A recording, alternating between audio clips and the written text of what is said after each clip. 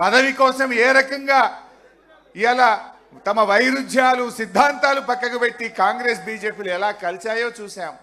కానీ అదే కేసీఆర్ గారు పదవులను గడ్డిపోచల్లాగా ఎమ్మెల్యే పదవిని, డిప్యూటీ స్పీకర్ పదవిని, ఎంపీ పదవిని, కేంద్ర మంత్రి పదవిని, ఎన్నో పదవులను గడ్డిపోచల్లాగా త్యాగాలు చేస్తూ తెలంగాణ జాతిని ఏకం చేస్తూ రాష్ట్రాన్ని సాధించిన నాయకుడు కేసీఆర్. నిజంగా ఆ త్యాగాలే లేకపోతే, ఆ ధైర్యమే లేకపోతే ఇవాళ తెలంగాణ వచ్చిన ఎన్ని త్యాగాలు, ఎంతో. అసలు నిజంగా నాకు తెలిసి చరిత్రలో కేసీఆర్ తిన్నన్ని తిట్లు, ఆయనకు పెట్టినన్ని శాపనార్థాలు, ఆయన మీద జరిగిన దుష్ప్రచారాలు బహుశా ఏ నాయకుడి మీద జరిగి ఉండవు. రకరకాల కుట్రలు, ఒక రకమైన కుట్రలు కాదు. ఆయన మొండి ధైర్యం కనుక, ఆయన ఒకే ఒక నమ్మిన సిద్ధాంతం కోసం ఒక మొండి పట్టుదలతో ముందుకు సాగిండి కనుకనే ఇవాళ తెలంగాణ సాధ్యమైంది. ఎక్కడ ఆయన మీద వచ్చిన అభాండాలు, దుష్ప్రచారాలు, ఆయన మీద జరిగిన కుట్రలు ఎక్కడ అధైర్యపడ్డా, ధైర్యం సన్నగిల్లినా, ఎక్కడ వెనకడుగు వేసినా ఇవాళ తెలంగాణ రాష్ట్రంలో మనం ఉండేవాళ్ళమే కాదు.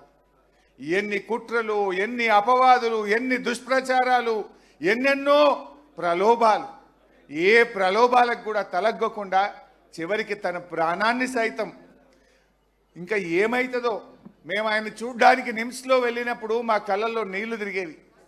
డాక్టర్లు మమ్మల్ని పిలిచి ఏమన్నా జరిగితే మమ్మల్ని తప్పు పట్టుకోవద్దు, ఆయన చివరి దశలో ఉన్నాడు, మీరు ఆయనని కన్విన్స్ చేసుకోండి అని డాక్టర్లు కుటుంబ సభ్యుల్ని పిలిచి చెప్తే మా కళ్ళల్లో నీళ్లు తిరుగుతున్నాయి.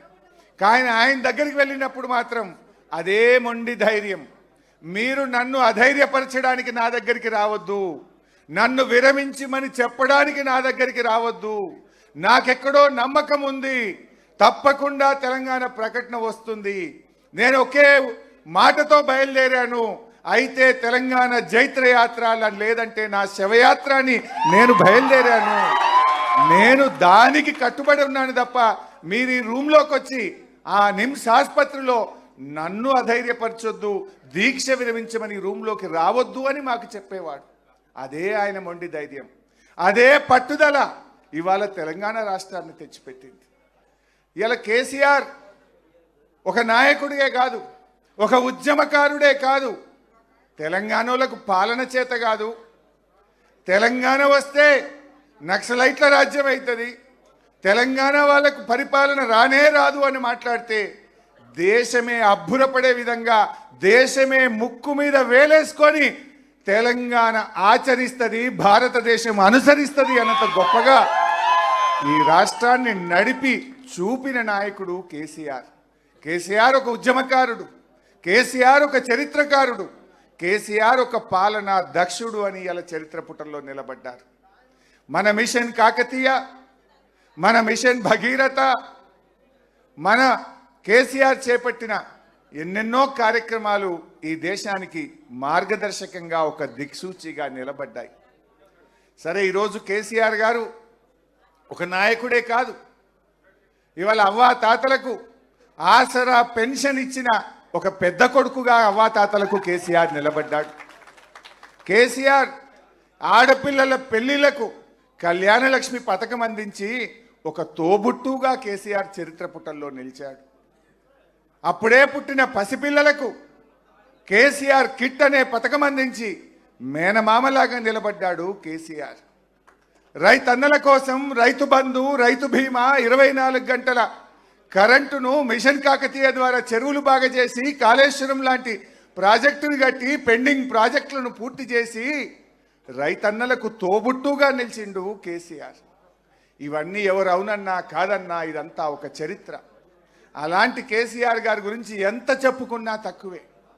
నిజంగా నాలాంటి వాళ్లకు 25 ఏళ్ళు ఉద్యమంలో, ప్రభుత్వంలో, ప్రతిపక్షంలో వారి అడుగు జాడల్లో నడిచినటువంటి ఒక గొప్ప అవకాశం ఇవాళ మాలాంటి నాయకులను ఎంతో మందిని తీర్చిదిద్దింది కూడా కేసీఆర్ గారు.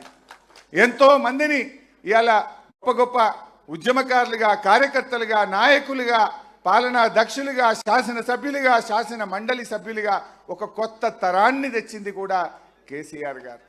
అటువంటి కేసీఆర్ గారికి మీ అందరి పక్షాన, నా పక్షాన హృదయపూర్వకమైనటువంటి జన్మదిన శుభాకాంక్షలు తెలియజేస్తూ,